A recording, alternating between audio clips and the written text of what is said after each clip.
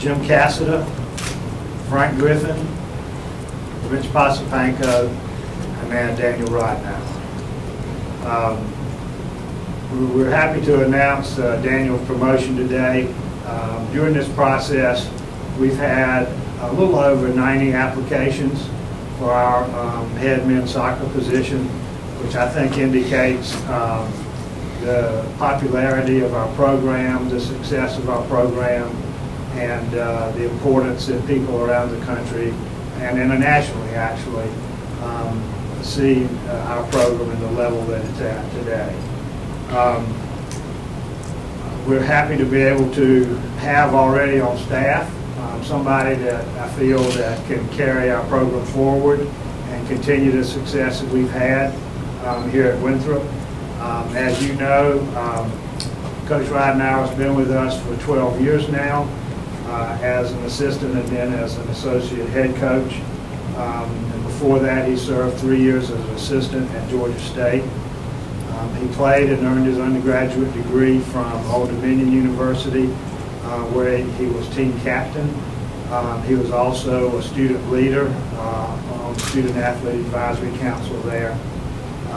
Got his bachelor's degree from Old Dominion and then his master's degree from Georgia State in sports administration. You may or may not know he played a pivotal role in our 2012 run to the Ridenhour 32, where he was the coach of record for the team that defeated SMU in that first round game that carried us on into Louisville for the next round. So without further comment from me, I'll turn it over and introduce you to Coach Daniel Ridenhour. Thank you very much.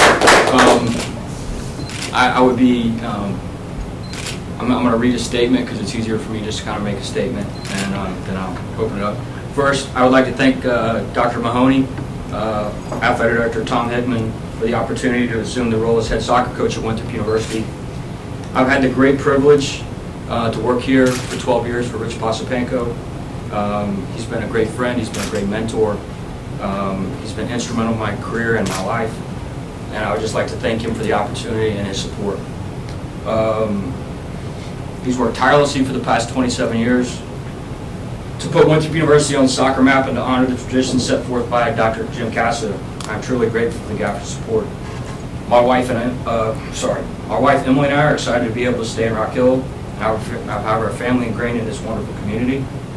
I would be remiss if I didn't thank my parents for getting me involved in this game that I really, really love. And I'd also like to thank every coach that I've ever played for, worked under.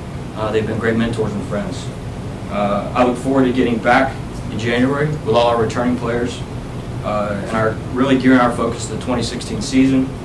It is important for me and for all the players here to understand that we're going to work and build to honor the traditions set forth at Winthrop Soccer.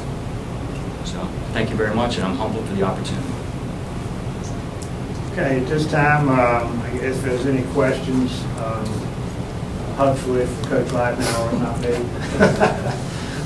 we'll entertain those. I just had one for you. You said you had... I just had one for you. Just one. Just one. Only one. 90 applicants, which, like you said, I mean, is it's pretty good in itself. But what was the value of going with somebody that was already here? Well, I think certainly it helps with the transition process. And as with returning players, not having to learn a new system under a new coach, I'm sure that Coach Ridenhour put his own spin on the system that we've had and maybe make some changes, but I don't think it would be the same as it would be if you were bringing in an entirely new staff. Also, obviously, he and Coach Posapanko have already been involved with some recruits for the for the recruiting season, signing season coming up, and so I think the continuity there is also important. And so I think the primary thing is that you have somebody that has been involved with a successful program over a long period of time and has a good background, is familiar with the institution, and familiar with the challenges that are here with the program, as well as the opportunities. I just think it helps the ease of the move forward a great deal, to be able to have somebody in-house. You know, if we had somebody here that had been maybe 2 years or something as an assistant, it might have been a different situation. Daniel, you've been around a long time, and I think you've done probably like all the stuff that is involved with coaching here. What is like one obligation or duty that you did have that you're immediately going to like delegate to somebody else? Well, first of all, it's going to take him a while to get somebody. I think that's going to be a process of getting a staff in place.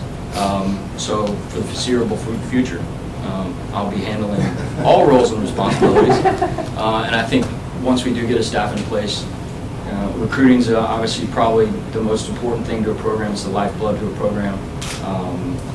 We need to get a staff in here that can help me do that. Help me get out and recruit, identify players that are going to take our program, you know, to the next level, continue where we're at, and hopefully beyond. And then, you know, I think that's kind of the key part right now, is getting players in. We lost. I mean, you look at it, we did lose 10 seniors. We had 7 kind of key players that are leaving a wonderful group. You look at a couple of the guys that are graduating, Magnus Doris and Jordy Lou. Those are 2 players that I think are in 1-2 in minutes in the history of the program at Division I. Mm-hmm. So you're also losing a lot of experience. We've got to find some players that can fill that void. Yeah. Well, at least while I've been here, Ospenko has been like, I wouldn't say hands off, but like he seems like he's let you really be like the head coach, where he was more like almost like a manager. Do you feel, or how do you think that's helped you kind of make this an easier transition than, you know, maybe if, like you said, if you had been more of like a traditional assistant coach? I mean, I think, one, he's given me a lot of just responsibility. Yeah. I mean, he's basically said, hey, kind of funny, he says, help it, your job's to help us win games.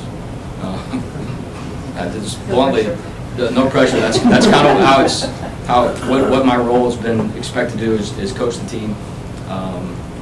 Obviously, with his guidance and how he wants to prepare the team to play for certain games. I think my philosophy and his philosophy are very similar. Obviously, you want to put the best team and the best product on the field to compete to win championships. The big thing for me, I think, is the players know that I'm here. I've been here. They see who I am and what I'm all about, and I'm going to be somebody that works. I'm not going to really change who I am just because I'm moving one seat over, so to speak. Right. It's a big seat. It's a big seat to fill, to be honest. I mean, the man's been here 27 years, and he set the program and the standards of excellence. I mean, you can't question it. I was going to ask you, you kind of alluded to it, were there games where you've been the head coach for Winthrop? So what happened with the SMU game? I don't remember. Do we want to get into that? I covered that, but I can't remember exactly. Does he have like, was he like suspended or something? You want to answer that? Yes. So Coach Posipenko was not on the sidelines for the SMU game down in Dallas, and Coach Ridenhour was the coach on the sidelines that night. Coach Posipenko was in the stands with me. A record, but we actually drew that game in advance, and then we lost to Louisville. I mean, it was probably against one of the best teams in the country there. I've actually coached against, I had a game against Brevard, where, I forget even what year. There's been a couple. Where Coach wasn't here, and then Radford one year where he couldn't attend due to family obligations. Big win at Coastal too. Coastal in 2008, we won the regular season that year. You've been there for some big games then. Yeah. It's like that. Right. Anything you can think of that immediately that you might do differently, or I mean, it's just kind of because you're in the off season, so it's not like there's like a big urgency right now. I think the first thing for me is going to be to try to reach out to all our current players, just so they know, hey, this has happened. I think I did all the exit meetings at the end of the season. They were a little apprehensive. I think that's one of the first things is just going to be to reach out to them and kind of think hopefully put some of their minds at ease.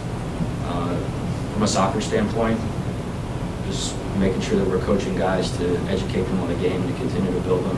We've had a lot of guys that go on to play professional from here.